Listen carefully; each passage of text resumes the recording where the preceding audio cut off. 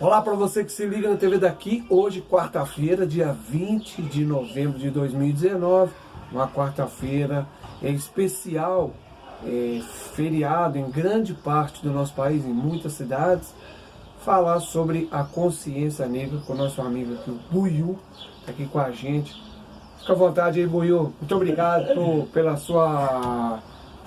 por você estar disponível, pela sua disponibilidade e agradecer desde já. O que é a consciência negra?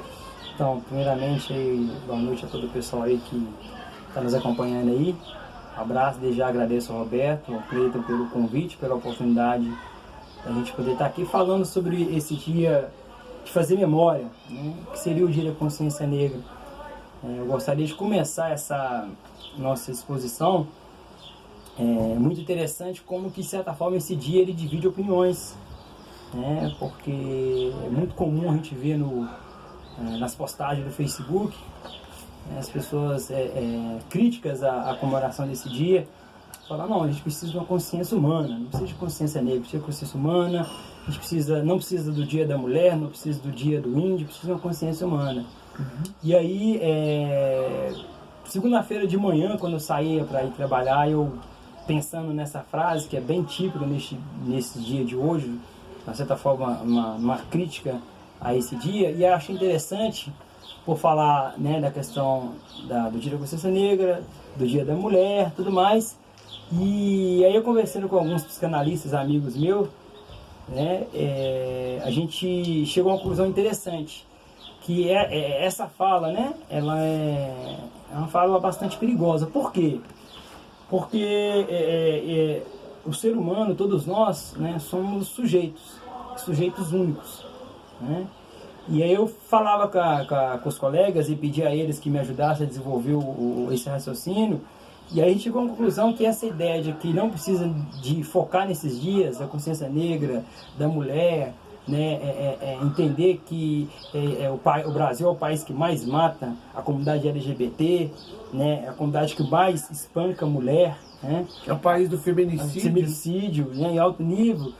Gente, esse discurso de que não precisa desses dias porque todos nós somos humanos é o mesmo discurso que Hitler usou para causar o Holocausto, para causar o nazismo. Porque se eu não reconheço que o Roberto não é igual a mim, ele é diferente de mim, essa é a realidade do ser humano. Mas quando eu quero que o Roberto seja igual a mim, e se ele não é igual a mim, o que eu vou fazer? Eu vou eliminá-lo. Entende? Por que é perigoso, então, a gente pensar que não precisa de comemorar esses dias, né? E por que o Dia da Consciência Negra? Por todo o histórico legado que a população negra trouxe ao Brasil, né? A população negra, ela construiu o nosso Brasil. Tem um livro chamado Justiça Social, né, escrito pelo Procurador da Justiça, Wilson Prudente, que há 2 anos nos deixou, né? Ele era membro da Comissão da Verdade sobre a escravidão negra e participava com a gente dessa comissão aqui em Minas Gerais, apesar dele ser do Rio. E ele usava uma expressão muito forte na fala dele que por que o Brasil não vai para frente? Por que o Brasil não dá certo?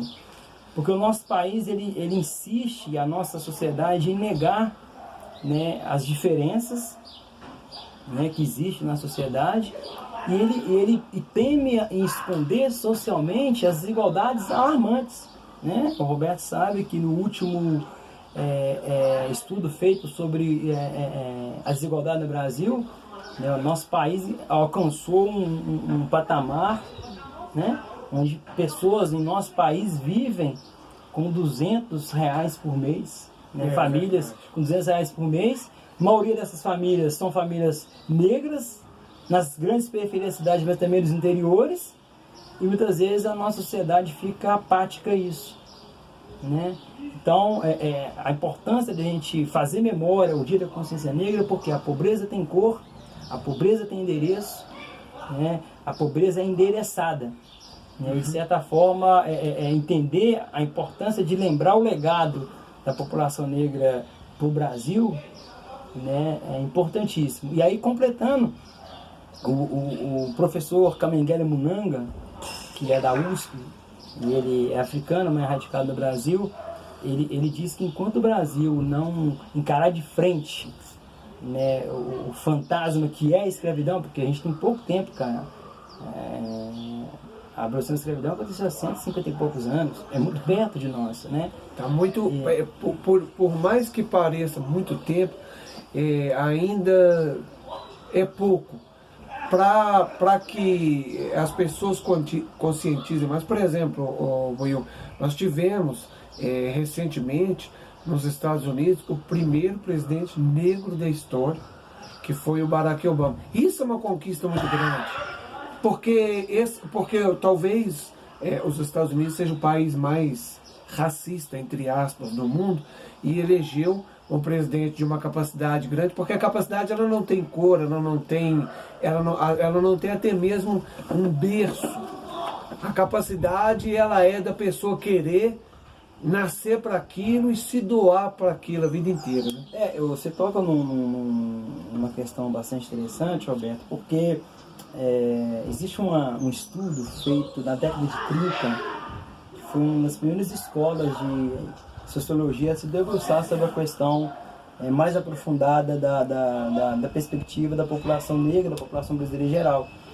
E Horácio Nogueira, que é um sociólogo interessantíssimo, ele escreve uma obra chamada Tanto Preto como Branco. E aí quando você cita os Estados Unidos, ele fala uma coisa interessantíssima. Entender que os Estados Unidos, assim como o Brasil também, ele se construiu a partir do trabalho escravo, né, do negro africano e seus descendentes. Mas o interessante dos Estados Unidos é que lá foi uma colônia de povoamento. Né?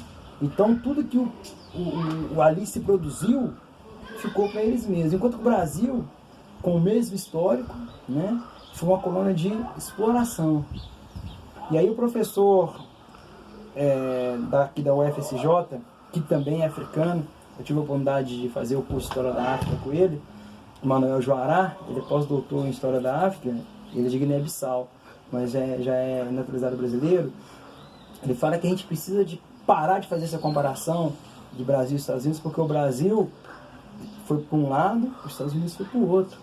Enquanto os Estados Unidos, houve uma guerra entre o Norte e o Sul, né? Não que o Norte fosse menos racista que o Sul, né? Mas houve todo o envolvimento, né, de abolicionistas, da comunidade negra também, para que fizesse um projeto para abolir o regime escravista e pós isso um modo de inserir o negro ex-escravo na sociedade.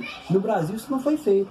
Na verdade, já estava organizado, né, o movimento abolicionista, João Nabuco, José do Patrocínio, o Chico da Matilde, que é um negro do Ceará, que fez uma revolta lá, porque o Ceará foi o primeiro estado do Brasil, 4 anos antes da Lei Áurea, a fazer a libertação dos escravizados, né? Mas, claro, tudo sob pressão. Então já existia um trabalho que essas pessoas vinham fazendo, os irmãos Rebouças, que são os irmãos negros, grandes engenheiros, cientistas, os caras fantásticos, fizeram grandes estradas no Paraná, o Túnel Rebouças em homenagem a eles, e poucas pessoas sabem disso, que eram os irmãos negros e tal, homens inteligentíssimos, e eles faziam parte desse grupo, já estavam com um projeto para que acontecesse a abolição da escravatura, né? E depois disso, um modo de inserir esses sujeitos negros na sociedade. Mas com o decreto da Lei Áurea, e aí a gente gosta de usar uma expressão jocosa, que para inglês ver, né? Porque o Brasil foi o último país do mundo, Roberto, a abolir a escravidão, né? O último país do mundo. E a elite brasileira, ela pensava, Roberto, que se a escravidão acabasse, eles não sabiam o que ia ser do Brasil. Olha você vê como que o Brasil era dependente do trabalho escravo. E achava que o Brasil ia sucumbir.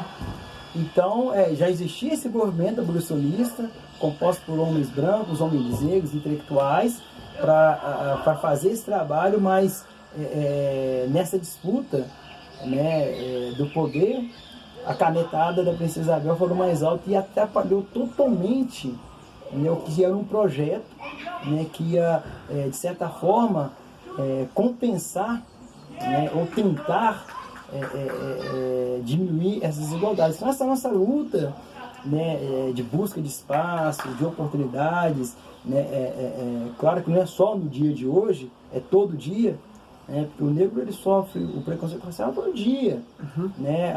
Dia a dia, né? Dia a dia. E isso, Roberto, no Brasil, de um modo, muitas vezes, até na simples brincadeira, né? Ah, esse é serviço de preto, né? Não faz serviço de preto, preto que não caga na entrada, caga na saída.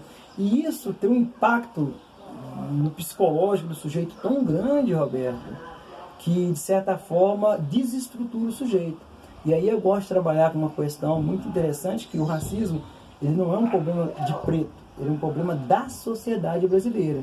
Nós vamos só terminar esse primeiro bloco aqui. No segundo bloco a gente vai falar mais sobre o racismo, hoje que é o Dia da Consciência Negra. A gente volta no segundo bloco para mais conversa com o Buiu. TV Daqui Você, uma parceria de sucesso.